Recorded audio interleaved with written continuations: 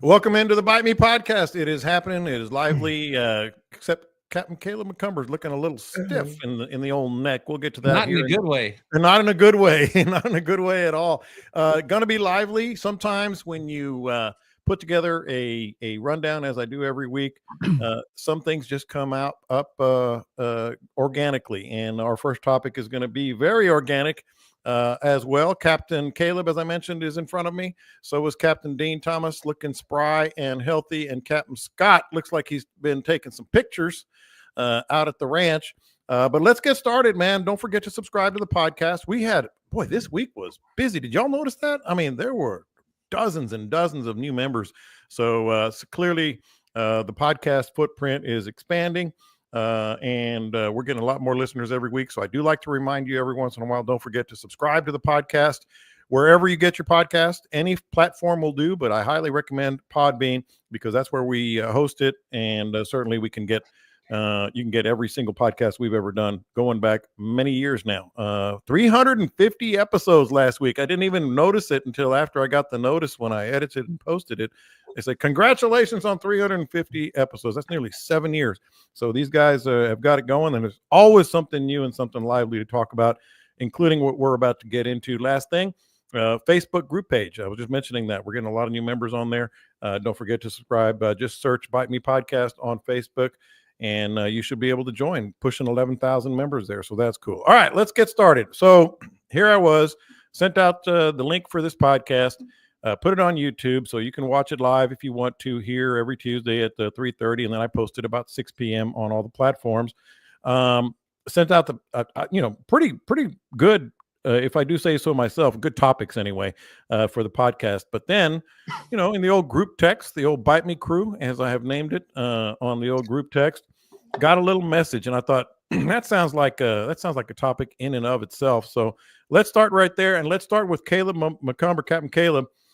Because it's a really good question, and let me just lay it out this way, Caleb, before you explain it a little more in detail. I also do the Bite Meat podcast, which is about barbecue, and one time I had it was a really famous pitmaster. You may know the name, Aaron Franklin, big time pitmaster. I had him on there, and we were talking about all these people that post stuff on YouTube and Facebook and all that, and he said the exact same thing. He said, you got to be careful. A lot of people just want hits and clicks and likes and all that stuff. But he said I was watching somebody cook, I think it was beef ribs. And I watched the YouTube, and I'm like, that's not how you do beef ribs. That's a good way to ruin beef ribs. And so I thought of that when you brought up something, and I'll just put it this way, and I'm just pulling this out of thin air. Something you read that said, be careful listening to the wrong source of information. What were you talking about there, buddy? There's particular creators out there, and the other guys can do whatever they want to do, but I try to stay as professional as I can. And of course, that's what I always think about. I'm gonna tell you, before I even start rambling, I'm gonna tell you, I hurt so bad right now, I'm not just in my head kind of spinning. But there's particular folks out there that are looking to peddle their information. Mm-hmm. And their information may be good. It may not be good. I couldn't care less if it's good or it's not. Bite Me guys, anybody I associate myself with on YouTube, Angler you guys, we come out and we say things like, this is what we're seeing, this is what we're doing, this is our opinion on it. Mm-hmm. If you have to start your conversation with, let me tell you why everybody else isn't as good as me, let me justify why you should listen to me. There's a problem there. That is somebody projecting insecurities and shortcomings. That is somebody that is clued in and tiered into all the other people that are in the industry. Yeah. And going off of what they said, but let me tell y'all why I'm the one saying it, because the other people aren't as good as me. Anybody that has to lead into a topic with disparaging someone else needs to really look at their inner self, pull your shit together, man, and deliver some stuff that is pertinent to the situation. When you walk into a bar, if there's two dudes standing in there and one of them says, I'm a badass, don't mess with me, and the other one's real quiet, and I have to fight one of them, I'm fighting the one that says he's a badass. It's that simple. You know, and the thing is this particular character is a bit of an ankle biter. People like this, I forget they exist until they. And the thing is, I don't even pay attention to them. I get screenshot and sent to them. They block everybody that they're talking about so that nobody sees it and doesn't understand the people that are actually connected in the fishing world are connected in the fishing world. And if you say something, it's going to take about 30 seconds for it to get sent to our group, right? Mm-hmm. I try to forget they exist until they tick, tick, tick, tick, tick, tick, tick, here they come. If they would shut the hell up, mind their own business, and peddle their own wares, we'd all just get along. Mm-hmm. I'll watch them for years. There's YouTube channels that aren't particularly accurate, but you know what, man? Do your thing. Just don't try to, and maybe he is, maybe he ain't talking about us, but don't insinuate your stuff in there. Don't ever one of your posts, I went fishing with this guide and we went out and got him. Mm-hmm. I'm a badass. I fish with this guide and that guide. But let me tell you why you shouldn't listen to actual guides. You know, you show up in these group chats and say dumb shit like, well, shrimp only spawn once a year. Bullshit. Me and Scott are showing you half-inch shrimp in July. Don't tell me they only spawn in the fall. They only spawn in the spring. Mm-hmm. Yeah, I could keep going. Oh, nobody's stopping you. Jeez, no, Pete, man. Ain't nobody here stopping you.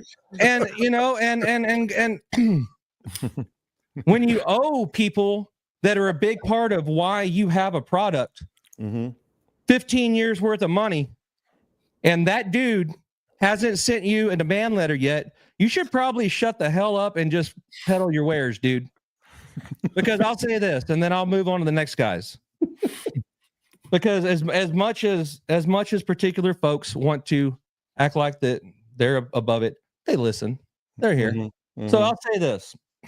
If I see a post that irritates me in any way, if I see a comment that irritates me in any way, I do have some really fun stuff to put on the internet that will just be absolutely tickling that I've been sitting on for a couple of years out of professional courtesy to let somebody else make a living.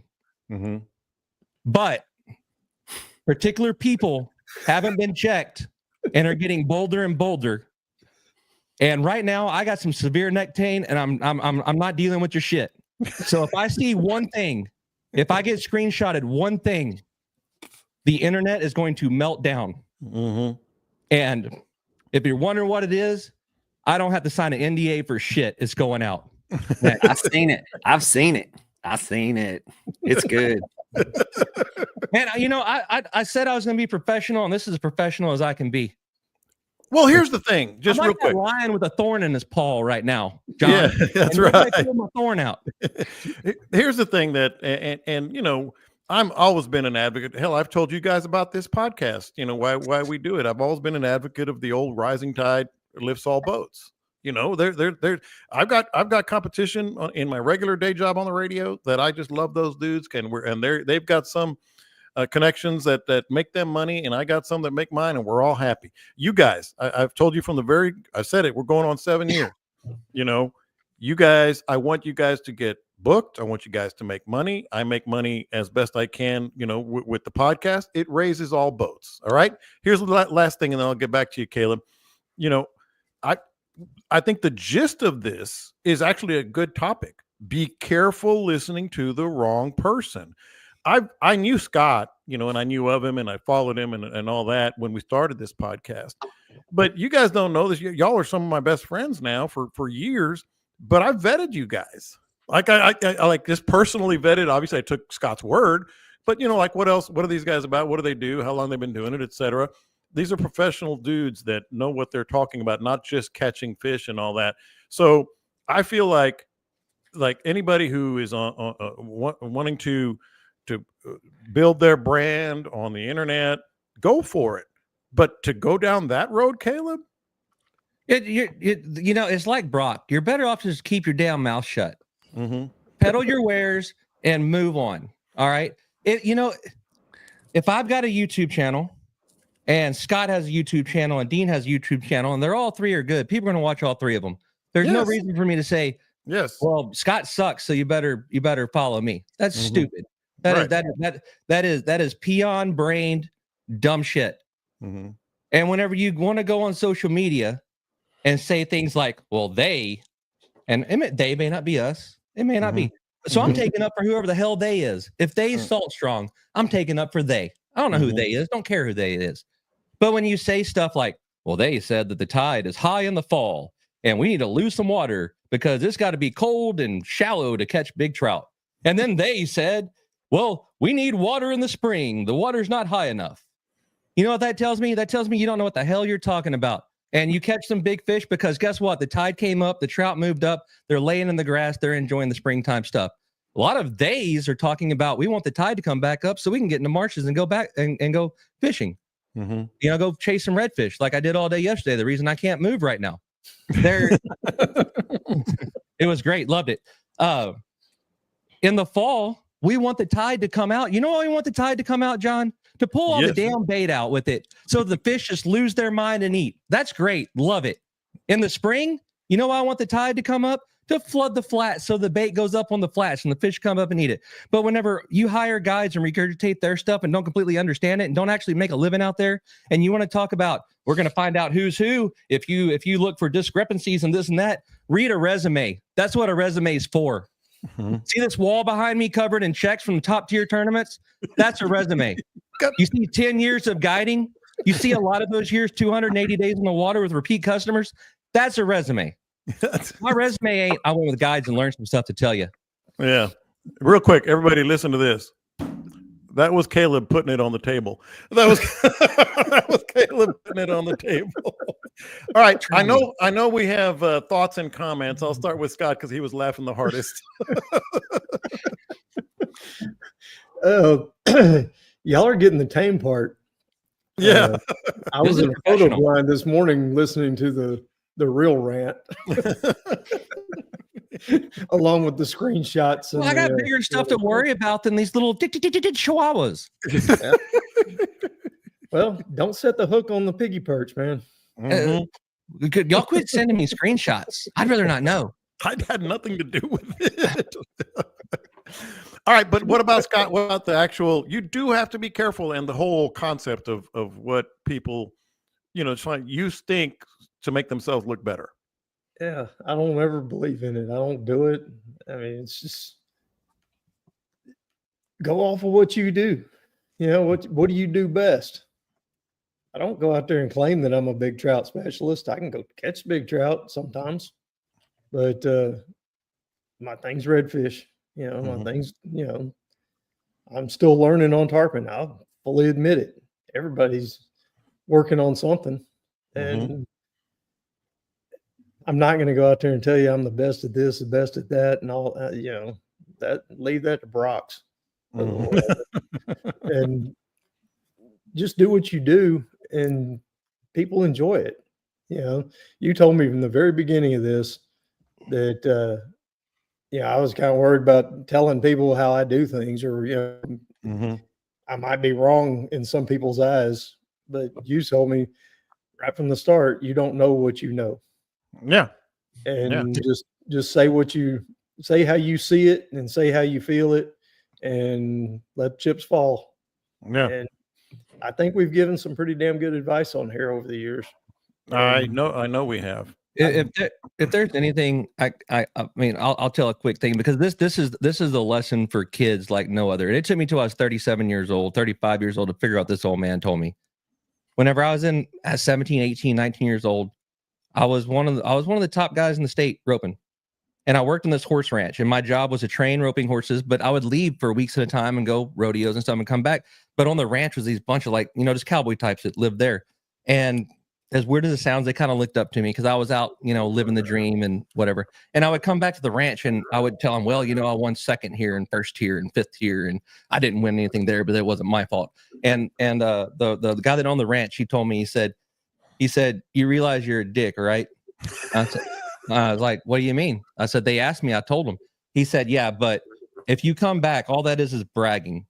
And what they're going to do is find reasons to talk about why you aren't as good as you say you are. Right. But if you just shut the hell up and do your thing, they don't have anything to say except, hey, I'm going to watch what he's doing.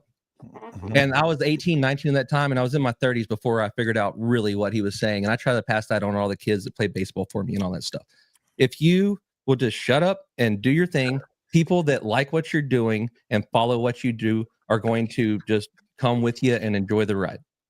All right, Dean. Let's dig into this from your perspective, and you have. I've told you the same thing that I told Scott early on. You know, I don't think people realize. You know, your resume. You know, the old "you forgot more than people know." It's not about us and tooting our horn and all that. It's about letting it speak for itself, but also this whole Caleb, you know, sort of screenshot that we got, and people who trying to pretend to be something they're not. Well, it's all very much a thought-provoking conversation. It went off in so many directions there. I was trying to pinpoint one to narrow down.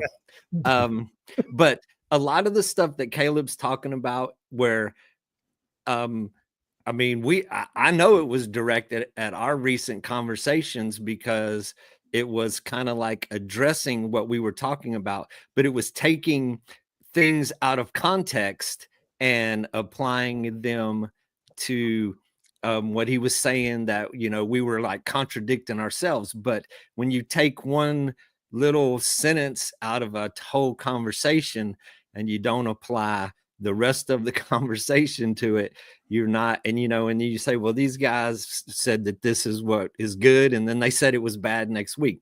But there's so much more to that story of why the tide is where it is at this time of year, why it works now, how that connects to the wind on the tide that day. So many things that go into it. And here's another thing. No matter how many times you go out there and how smart you think you are, you're going to learn something every day. It's one of the very most, you know, interesting things about what we do. I go out the gate every single day thinking I'm the most amazing fisherman that ever graced a flat skiff, And then what happened? Can be totally humbled within 10 minutes of that day.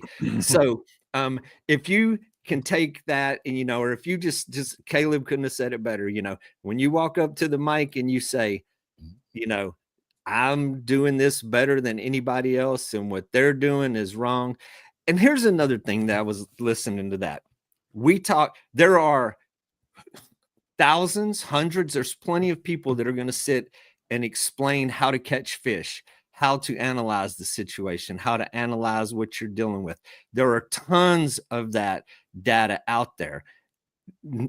It's hard to say that anybody is better. We're kind of telling the same story. I mean, whether it was written in magazine articles 30 years ago, before there was internet, before there was podcasts, before there were all of these other media outlets, the story has been told. The lessons have been taught on how to catch these fish, how to pursue them, how to work with those conditions. And you can tell that story. And there's the fact that there's an audience repeatedly that keeps coming at us, you know, with all these outlets, there's still people pursuing that data, that information. And for one person to say that they know it better than the next, it's ludicrous, ridiculous.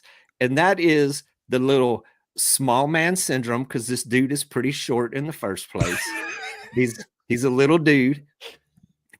And I think he's projecting his inadequacies on other people through his.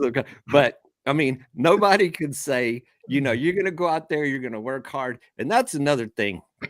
Let your personal reputation stand for itself.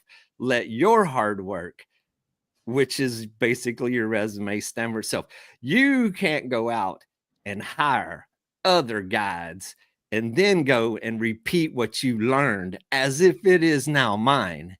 That is, I mean, your credibility, at least your when you credibility went. Give them credit. Say, I caught this fish with Dean Thomas. Mhm. Well, and so we've seen this. I mean, the dude posts pictures of him literally fishing with other guides. I mean, and then he comes back 2 weeks later with, oh, this is the story. Now it's my story. You know, I took what I did 2 weeks ago and now I have created it into my life, my resume, my story, and then take what other people said out of context and say, well, they're wrong because this is what I now know. You're an idiot. You're a dumbass. Well, my thing, Scott, and I think that's why I wanted to have more than one voice ultimately after we got started on this podcast. You can cull information from so many different sources, and I like the fact that we have 3 different areas of the coast represented here, three different styles, a couple of different generations at least, and because I don't know if anybody would believe everything, all due respect, you say. Because they, Dean might say so. You've learned something from Dean during the course of the last few years. You've learned something from Caleb, I'm sure, and vice versa, and all that. So it's about a matter of culling all that information. Dean and I disagree all the time on. I mean, Dean wants a high tide. I want a low tide. Because I've got a pole and skiff, and I want to go back there in the back and get away from everybody. Dean's got to fish big open grass flats, and he wants to drift. That's why we talk about the tides. That's why we talk about where the water is and how high the water is. It's because of how we like to fish and what we're trying to do. It has nothing. Some days it has something to do with whether or not the fish will eat. Other days it's how we want to fish. It's how I prefer to fish. I can fish a high tide. I just don't like to. Yeah. When the water's super high, my fish scatter out. When it's lower, they're more concentrated. They're easier for me to find. When the tide falls out on Dean, they fall off the flats, and they're not on those grass flats. When the tide comes up, he can get his boat in there and he can drift them. Everything's great. It's how you fish and what you're doing. Yeah, me and Scott argue, and it'll never die about barometers. Yeah. He thinks I'm stupid. I think he's stupid. But you know what? We still go figure out how to catch fish. I mean, dude wants to talk about learn how to fish in conditions. I got checks on my wall from fishing during tropical storms, dog. You do. I can see them. Yeah, it was the one that took out Brownsville, Ira, whatever the hell it was. Yeah. You know what? I didn't go on the internet and tell everybody they suck because they're not me. You know why he wants to fish in low tide? Because he's not tall enough to fish in high tide. My gosh. God dang it, Dean. We're trying to take the high road. Get it? we usually do. Yes, I get it. Dean took the short road. One more thing to make it to bring it more to to the topic at hand. You do. I don't expect anyone to ever say, well, the guys on the Bite Me podcast, that's the Bible. I'm glad a lot of people do. I'm glad we got thousands of people every week that listen to us. But you know what I look at a lot? Angler U. You know why? When Caleb approached us about I'm going to start this thing, I was like, please do it, and I'll help you any way I can. Because you got to have a variation of opinion. I'm not sitting here taking stuff from Angler U, and I don't even use your topics. I use yours. I know you do. I printed out literally every rundown we've ever had for video ideas. I'm gonna be honest about that. I know you do, but you can. You're different. I didn't even give you credit, but I do. That's all right. I'll do the legwork for you. Just keep me on Angler U, and I'm happy. All right. All right, so let's go to another pretty hot topic here, man. I told you there's going to be a lively show. We're 24 minutes in. So yeah, it's almost over. I didn't even expect you were going to open with me on that topic. I had nothing planned. Yeah. I just dropped in to see what happened. And you got to riff sometimes, man. You got to riff. You got to riff sometimes.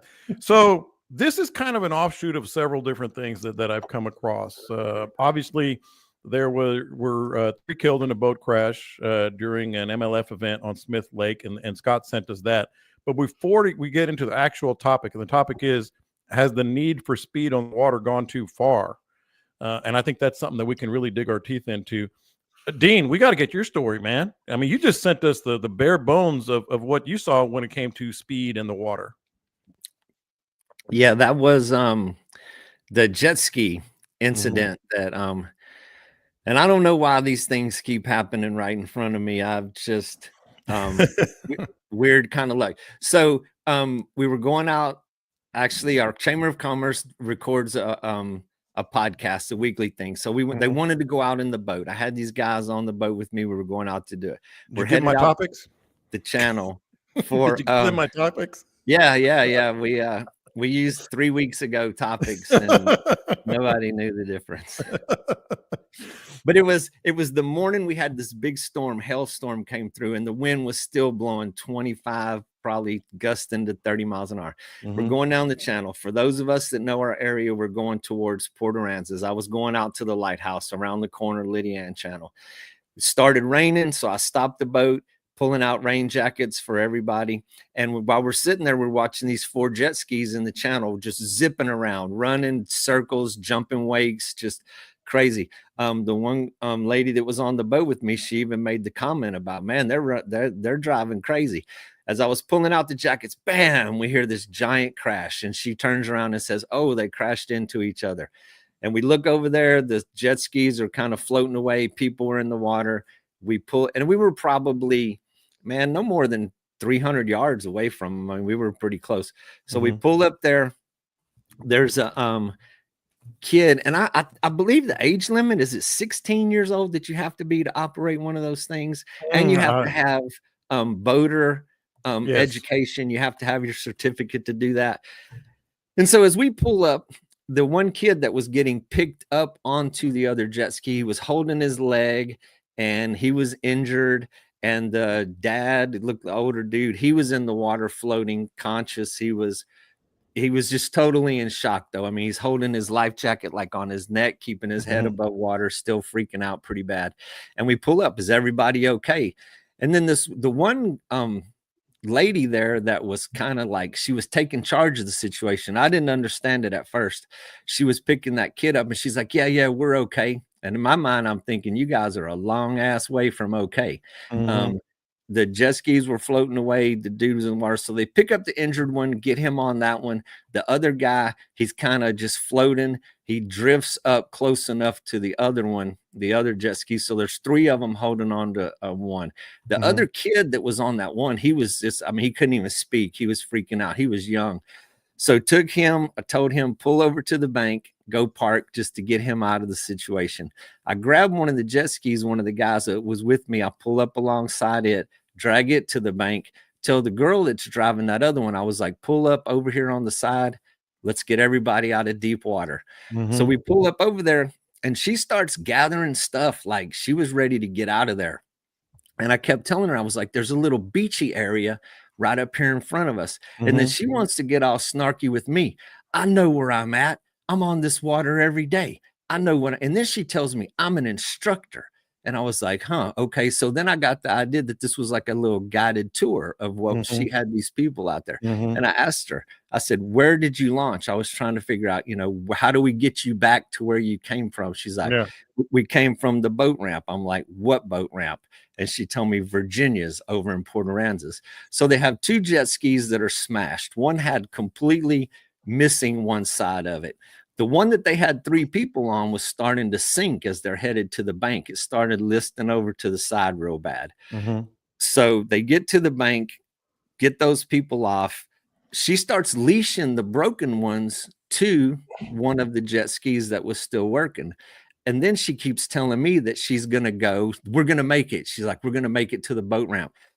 And I'm sitting there and I'm thinking, I'm like, she was going to cross the Aransas, the Corpus Christi Channel, past the tugboats in 25, 30 mile an hour wind. Tankers go through that channel and it was rough. I went around there in my boat and I was hugging the shoreline and it really was pushing the limits even in my boat to get there. So through all that situation, as she's trying to get away, we're on the phone. We call 911. EMS is on their way out there. EMS catches up with us. Ambulance is on the bank. And then the Aransas Pass Police Department has a rescue boat. It hangs in a lift at Calm Brown Harbor. And they were on the scene pretty quick. I mean, it was less than 15 minutes. Those dudes rolled up. So I'm sitting there trying to give this instructor who is on the water every day and knows what she's doing, some advice, to not turn a bad situation into a way worse situation by trying to drag 2 sinking jet skis. Even whenever she told me as we were going there, I was like, you're not going to be able to cross that channel dragging 2 sinking skis. And she even had a plan. She's like, I'll just cut them loose if I get in trouble. I was like, okay, that don't make any sense either. Yeah. But through all this, I was just shadowing them. She got them hooked up. They were trying to get away. And then after the fact, during all this, as it was taking place, really didn't think about it at the time, but she knew she was in trouble. She knew she had done wrong. She knew that if the authorities got involved, it was going to turn into, a bad reflection on her instructor license, I guess. But so we kind of just shadowed them as they were putting down the channel. The boat rolls up. The authorities get there. Once they took charge, I backed off, let them handle their business.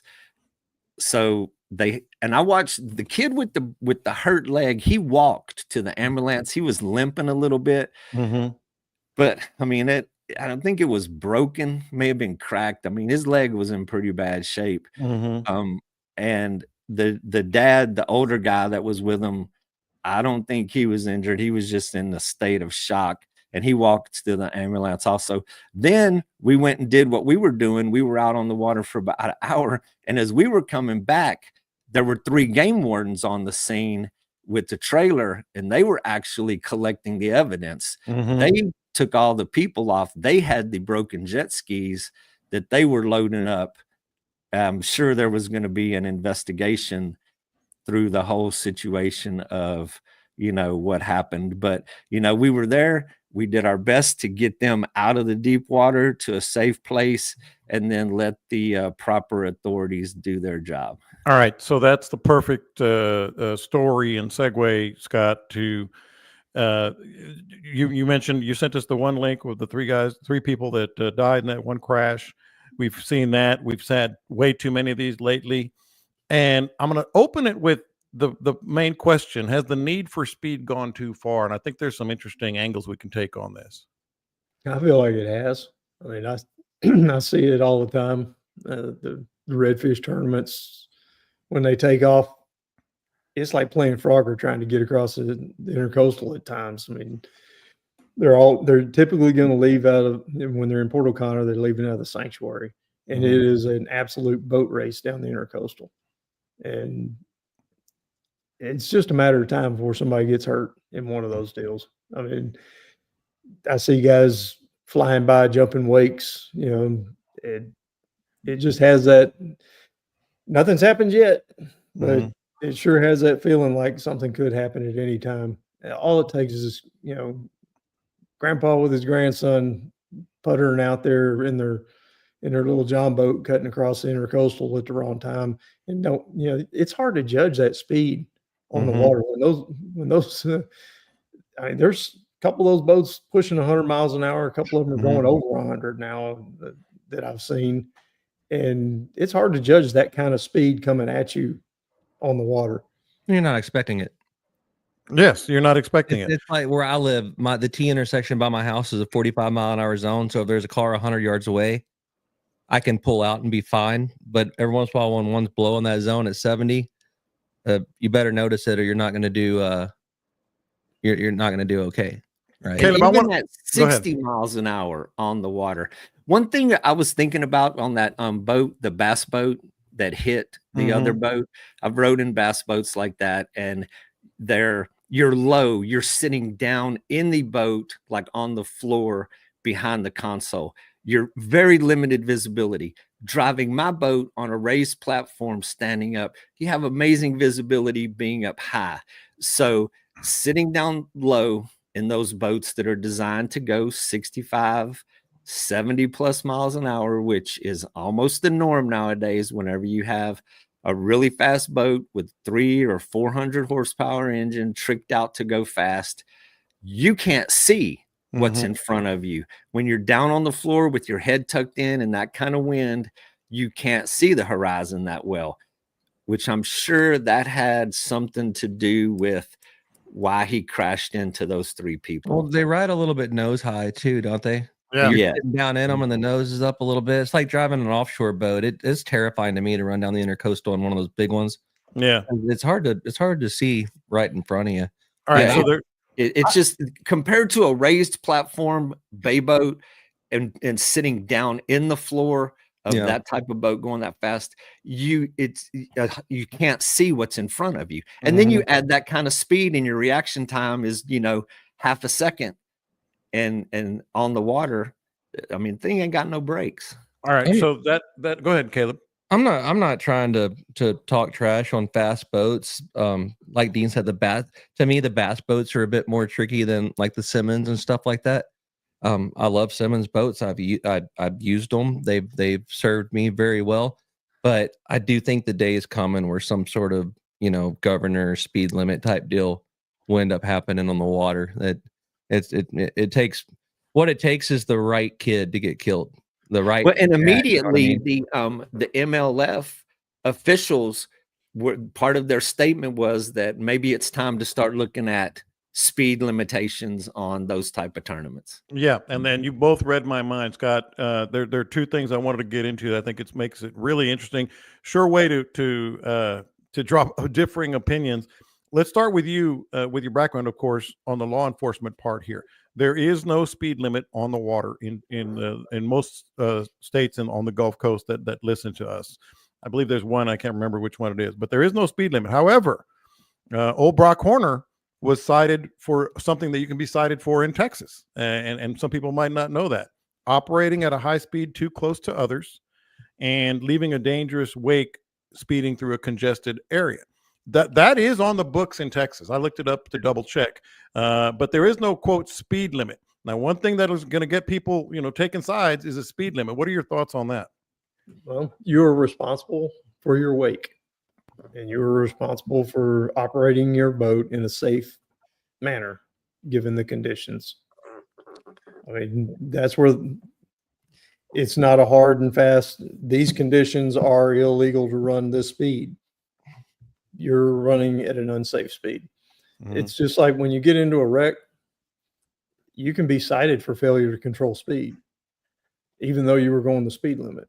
You were going the speed limit, but it was pouring down rain and you couldn't see, and you got in a wreck. The charge is called failure to control speed. And I would imagine it's somewhat the same on boats. I haven't ever looked into it, but it would make sense that would be how they would word it. But no speed limit per se. Just keep it kind of as is. Is what you're thinking. I don't see how you can do a speed limit. I mean, we have speed limits on the freeway. You live in Houston. How well is that working out? Yeah, it doesn't work out. Doesn't work out. But Dean, you just texted something to the group here on the live stream. The term is prudent. I mean, that is the dangerous term. That is the term that will be used in the case of an accident. No matter how fast you were going, was it prudent for the situation?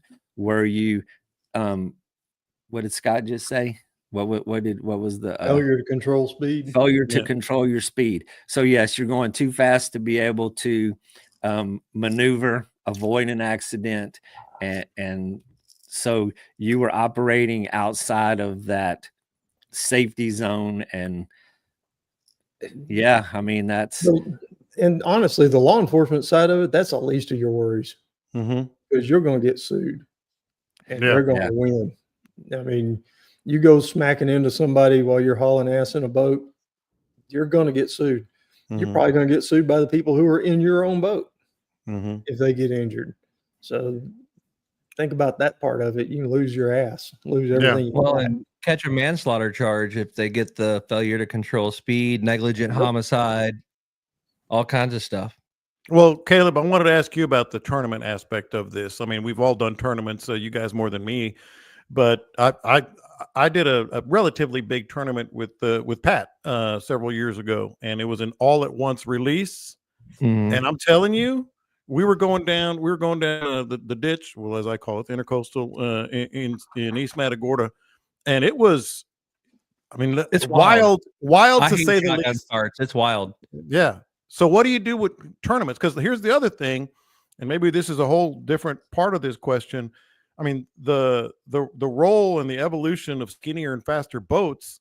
While we've had these no speed limits and everybody's wants to go as fast, the boats are just super machines now. Yeah, no, and I've definitely been, admittedly, profusely been part of the problem. Mhm. I mean, shotgun starts, those are terrible. I couldn't imagine being somebody in the intercoastal coming the other way on a shotgun start. That's why most of the bigger tournaments that are loaded down with the fast boats, they don't do it. They do a controlled launch where everybody's spaced out like, Mhm. 30 seconds in between each other. But those fast boats catch up with the not so fast boats, and you end up beside each other at some point. Shotgun starts are crazy. And I've got a lot of butt time in a fast boat driving it. I've shot gaps that were 20 feet wide between boats moving through wakes, and I'm pretty good at it. But I could have screwed up at any second. I mean, there's so much happening, there's so much going on, and on top of all of it, whenever I shoot a gap between two boats to pass both of them and get through, now my wake hit both of them. Now at 85, you don't have a hell of a lot of a wake. But what if I throw a blade while I'm passing them? What if my power steering, the Mercuries have what's called assisted steering, and that's scary as heck. Where if it Mhm. thinks that you're trying to turn right, it just turns you right. And it takes a long time to catch them. There's so much crap that can go on. And that's where I'm thinking, again, I'm going back to my jurisprudence degree that I have and all of my legal training and everything. But that's where I'm thinking that if they want to get serious about it, instead of saying that this intercoastal is a 55-mile intercoastal, they put it on the boat manufacturers to limit speed. And then there'll be some guys that prop up, and if their boat's limited at 60 or whatever, they can get 65 by propping up. And there'll be guys that put tunes on their motors and stuff like that. But just like they put it on the manufacturers for the safety lights being in the right place and all that sort But of stuff. look, that just, it doesn't make any sense. You can buy a Corvette that goes 180 miles an hour, and you can still drive it on the streets of Houston. You can still drive it. It doesn't mean that you're going to go 100 to the potential of its speed. You have to do what is safe for that situation. So, I mean, there's race cars, there's street cars, there's badass cars that just haul ass, that drive amongst us, Mhm. but you have to control, you have to wield that power with, a certain amount of safety. Some of us don't have that much discipline, Dean. Well, you're going to find yourself in front of a judge one day, Uh, and that's going to be, we're going to have an empty square on this podcast. Well, let me ask you all this. This was, and I know some tournaments do this pretty religiously, but big time redfish tournaments, especially. Caleb, I'll start with you because you're most recently in this, but I want to hear from Dean and Scott as well. You mentioned staggering starts. What about actual boundaries, man? I mean, how many times are you fishing in Sabine and you end up in East Matagorda, and that makes you want to go faster and maybe a little more, I guess, dangerous? Oh, that I don't think boundaries mean a thing. Boundaries maybe might sell less go fast boats, but I doubt it, because if there's a launch, if the tournament's in Matagorda Harbor and the boundaries is East Matagorda Bay only, you still want to get to Canes Cove first. Mm-hmm. That I don't think I think all boundaries do is take some advantage away from the guys that have the boat that'll do it. It doesn't make the boat less appealing to get to somewhere that's 2 miles away before everybody else does. I'm man, I could be wrong. It's been years since I fished the freeze out, but I'm quite sure that tournament has boundaries, and the top 3 teams almost every year are guys that are running Simmons and can get to one of 3 spots the fastest. Boundaries just take advantages away from the guy that owns it. They don't limit the way you're going to drive it. I mean, I kind of enjoyed it when I was doing the Redfish Cup, because I was running a pole and skip with a 60 horse motor, and I wasn't going that far, and I wasn't going that fast. So without boundaries, all them other guys left the area, and they ran past thousands and thousands of fish. And I just putted along there, got to my spot, and caught my fish. you don't have to leave the county in order to go find fish. Mhm. If you know what you're doing, and you can go find some fish. But a big part of that game is marketing and sales. They're promoting those boats. That sells boats. Yep. It just is part of what it is.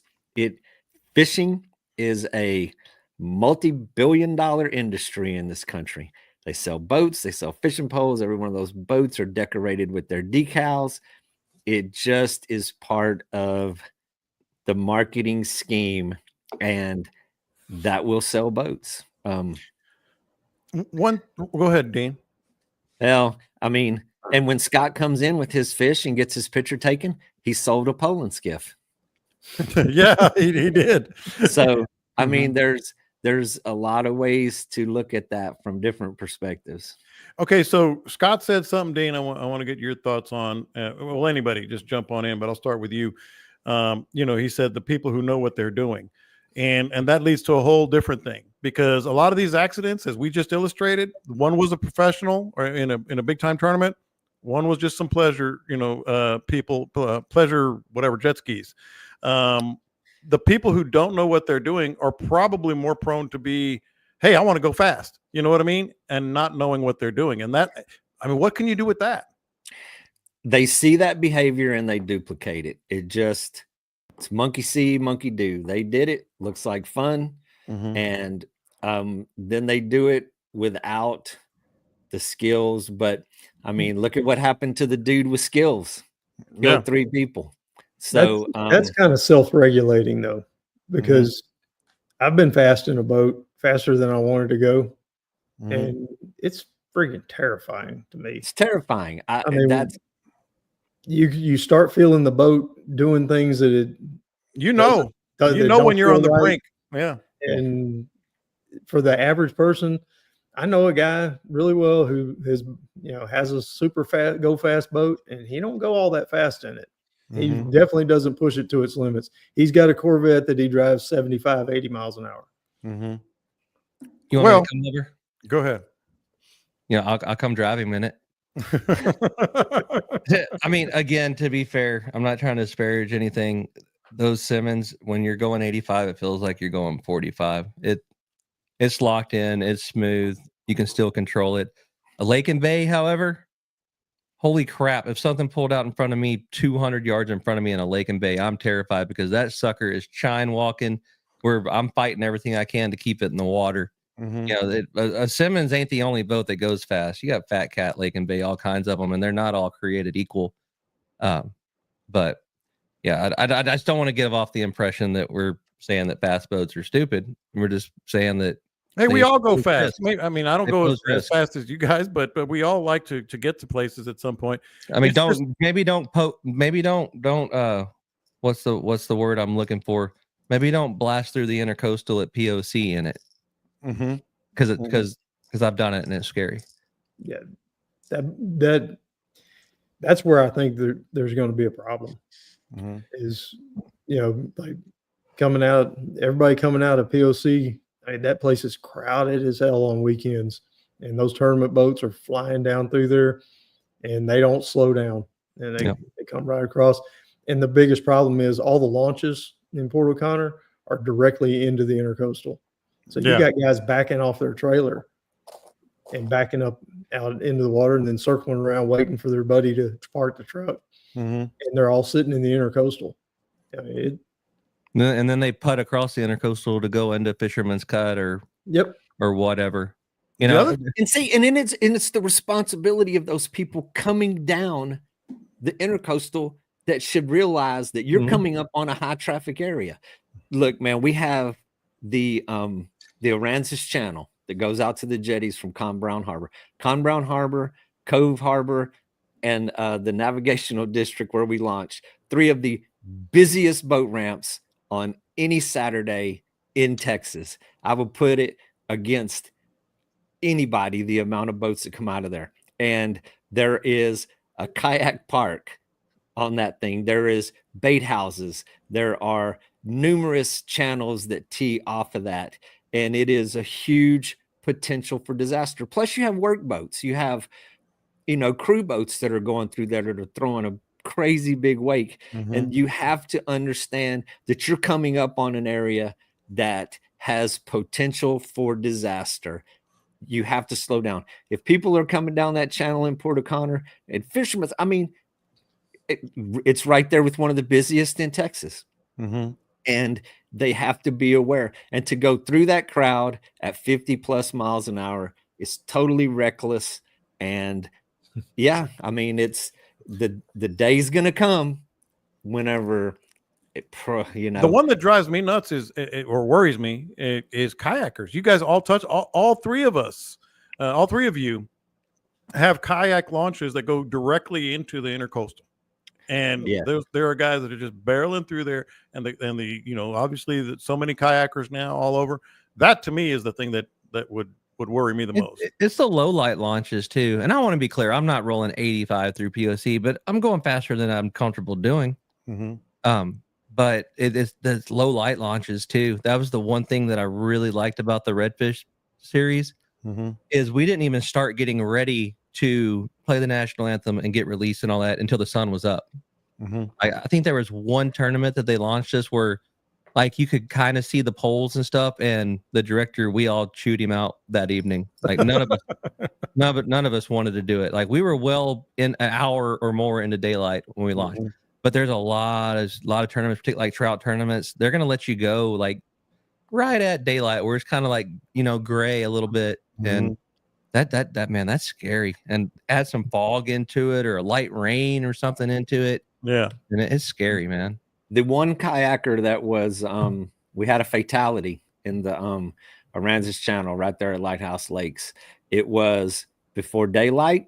It was on a Memorial Day weekend.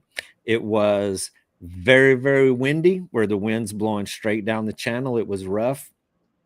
The kayak that was crossing the channel did not have a light on it.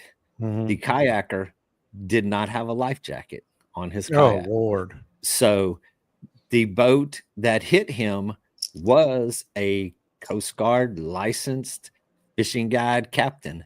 And that you put it, that's numerous things went wrong that morning and somebody ended up dead. But the low light conditions, I mean, it adds a whole nother level of danger to the situation. Yeah. All right. Couple of announcements here, and then we'll do one more topic. I want to get to another one that was that I like. Mike Jones here on the live YouTube stream says, John, when is the big announcement?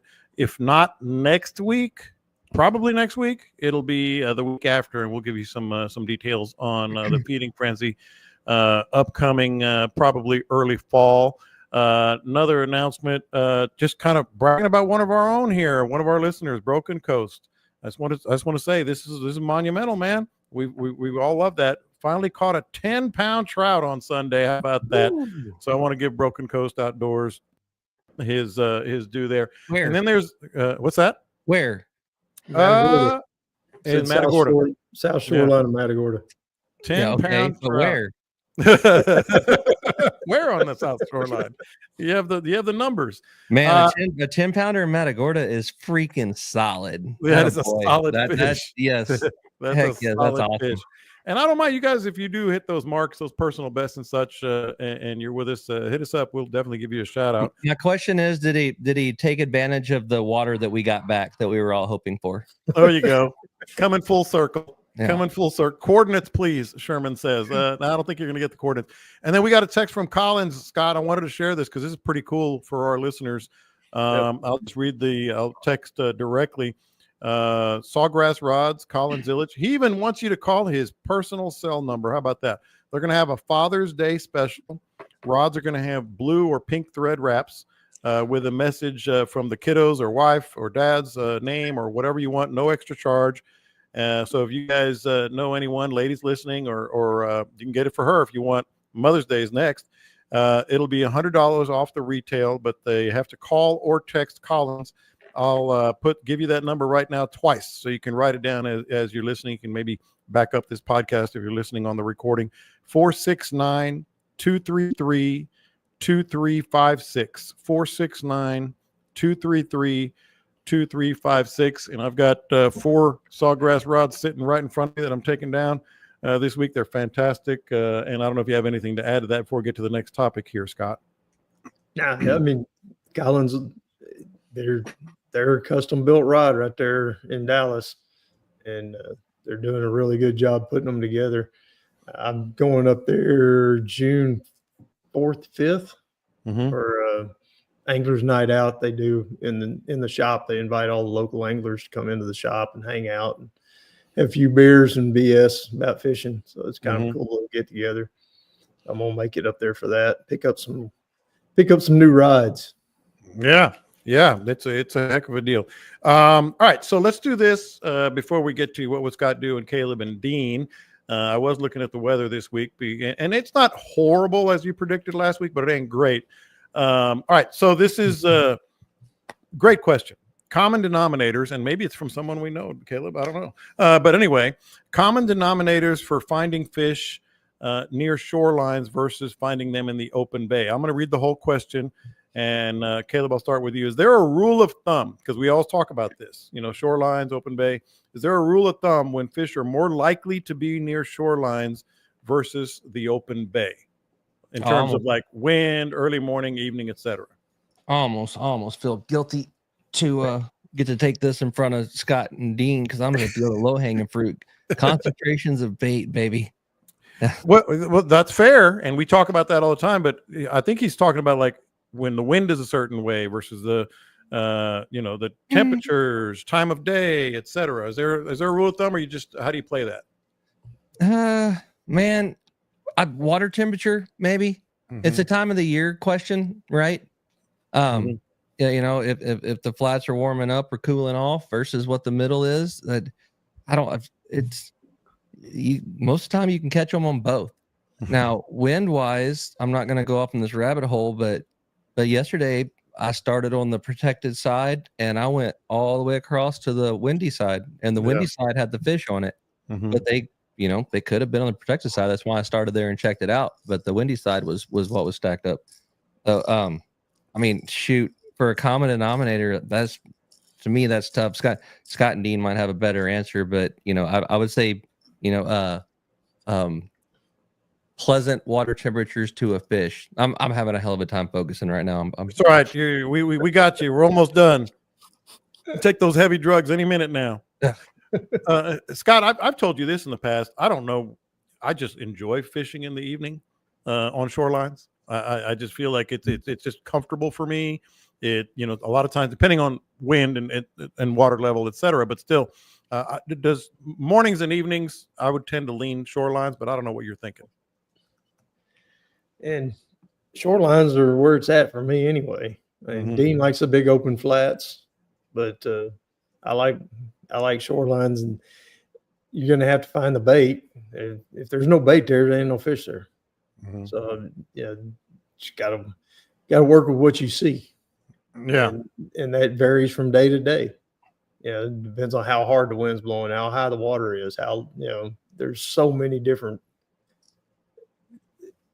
It's a feel thing, honestly. When you get out there, you just get a feel for what's going on. And if you're lucky enough to fish day in and day out, then you got a head start. And sometimes there's bait there that isn't easy to see. That's another one. As I was listening to Scott, it's like, well, are the conditions favorable to see into the water where you can see if there are bait? If the bait isn't on the surface, if they're not pushing wakes, if it's not jumping, that's another one where you just got to put a little time into that search before you give up on that shoreline. But yeah, that's I was interested in your thought. I was interested in your thought on this particularly, Dean, because you can do both where we are. Yes. I will spend more time in the open flats because of the seagrass that's on the bottom.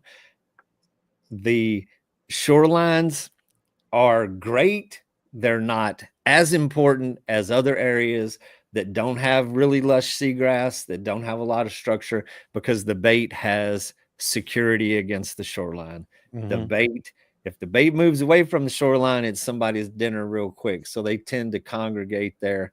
And then the predators are going to be there as well. But yeah, that's, the conditions have to be right to see what's under there. I say almost all of my grass is along shorelines. Yeah. Glad y'all have some. Yeah. Yeah. Oh, yeah. How is it, Caleb? Go ahead. Within, I mean, I've got shorelines that have grass that extend out and make a flat, that it's, 100, 200 feet wide, So, I mean, I do technically fish open water along those shorelines. If you want to call being out, 100 yards off the shoreline, but I'm still kind of keying on the shoreline a little more. My grass is the shoreline. The only time I have It's grass on the, it's dry. It's dry. Yeah. No, the other day, I think is the little one-liners I have, a lot of them are off the cuff and some of them are prepared, and I'm waiting for the tide to go back out because I'm going to say the water was so low out there that I had to clean my boat with a leaf blower. But in those areas where the tide drops out of that grass, like Matagorda, then you have oysters, you have other structure.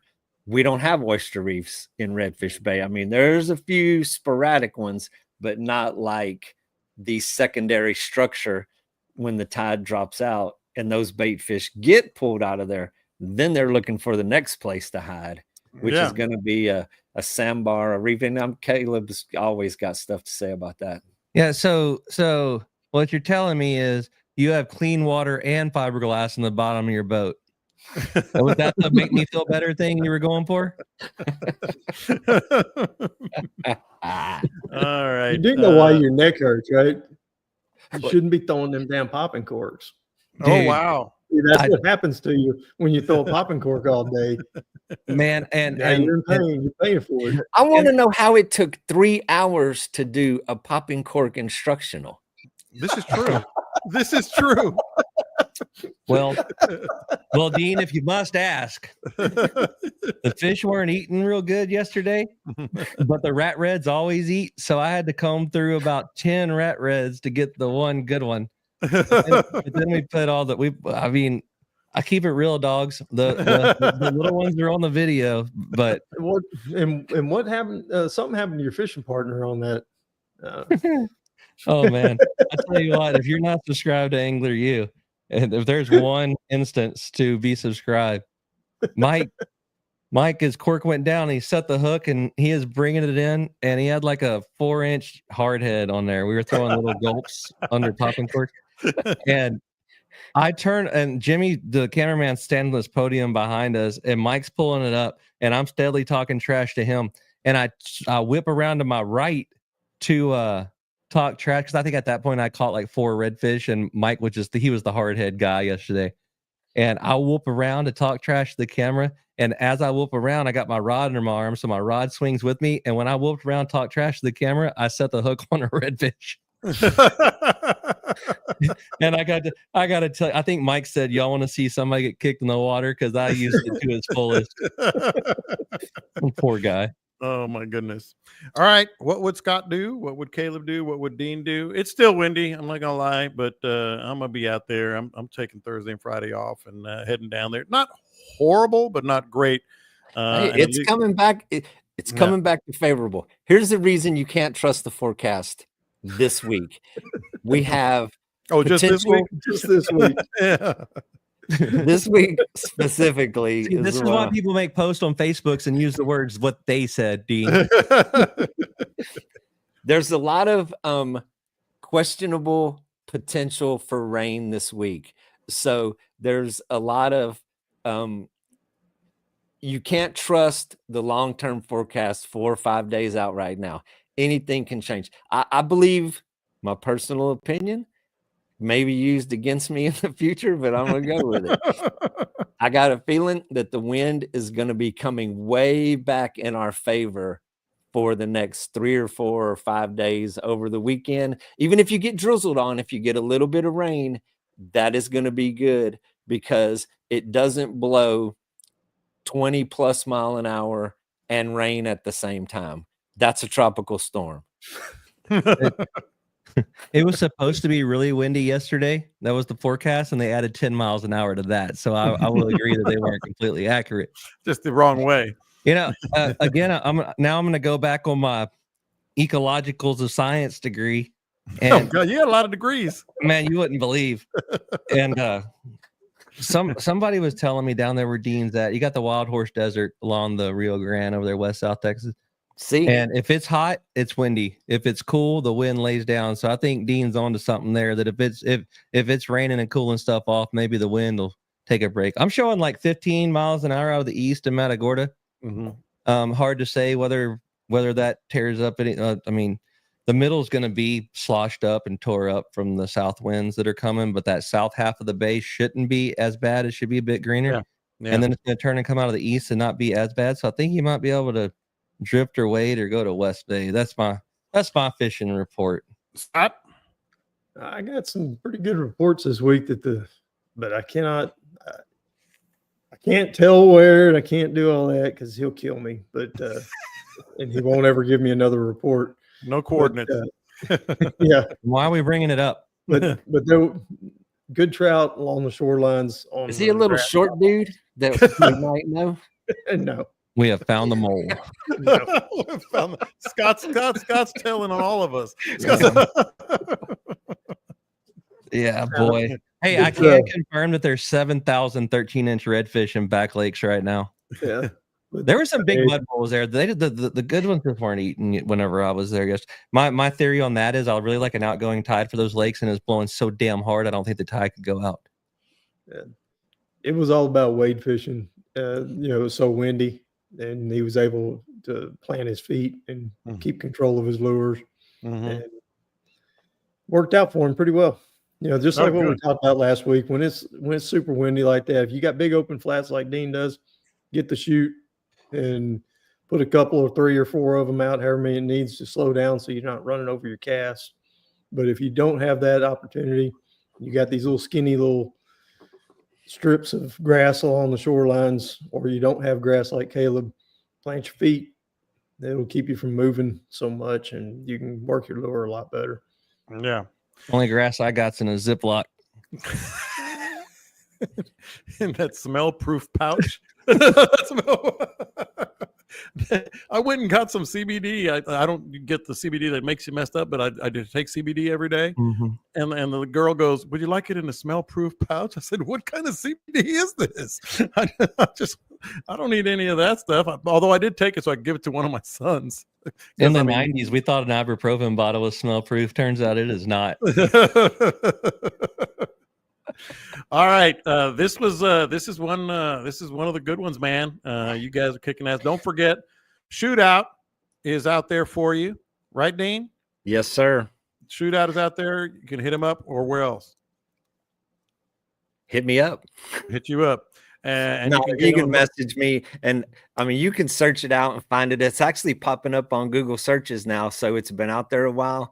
And as it gets more exposure, as you Google it, it will pop up. So had that happened pretty quick. And but anybody that can message me, I'll send you the link to the Shopify website. We are going to be at the Babes on the Bay. We're going to get us a little booth set up, and we're going to do nice. We're going to do the show thing there. Okay, and then Caleb, of course, as soon as his neck gets better, I'm sure he's out there doing content, and you may want to hit him up if he's got any dates. And Scott, we're getting close. I'll have dates, and I think some of them might be in North Padre. I'm going to start. If I can get, you need to do a bottom fishing with some cut mullet instructional with a lot less casting. Yesterday I told Jimmy, my camera guy, I was like, I had a shrimp put on this sumbitch, and I thought I'd catch a redfish over 13 inches. We just cut that part, and I'd send it out there. But unfortunately, I did not have the shrimp. Angler you tonight as well. Yes, we have Captain Trevor Cuccio on. He was a bit of a riot last time.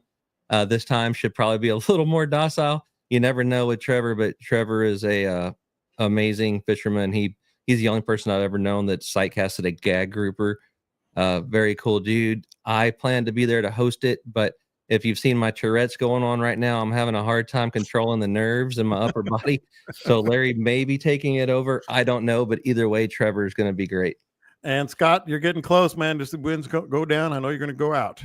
Yep, I've got a few open days coming up here, like the 9th, the 10th are open, and 23rd, 24th, 25th. Of course, that's Memorial Day weekend.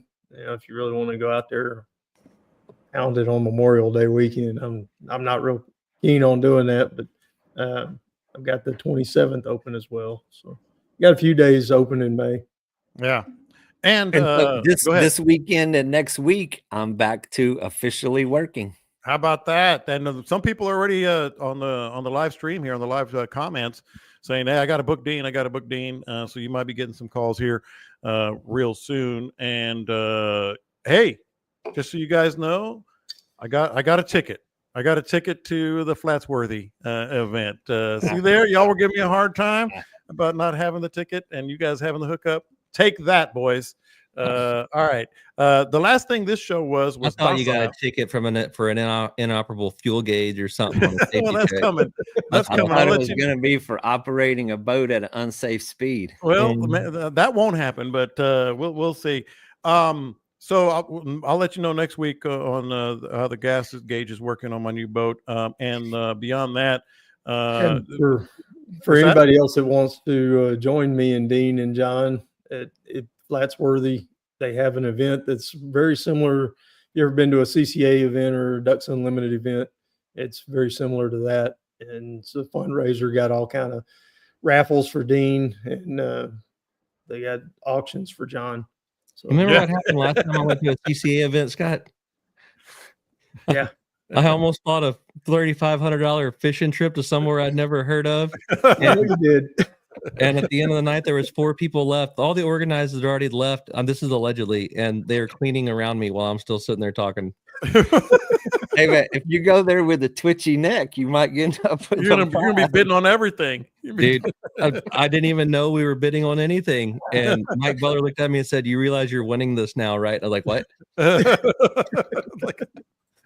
All right, boys. Lively show. Not docile by any stretch, but a lot of fun. And we'll get you the Feeding Frenzy info officially, if not next week, then the week after. Until then, you guys have a fantastic time. Great weekend. Maybe even some great fishing. It looks like it's going to be a lot better. Catch them up. We'll talk to you next time. If they are still listening to the show, they can kiss my ass, and they are encouraged to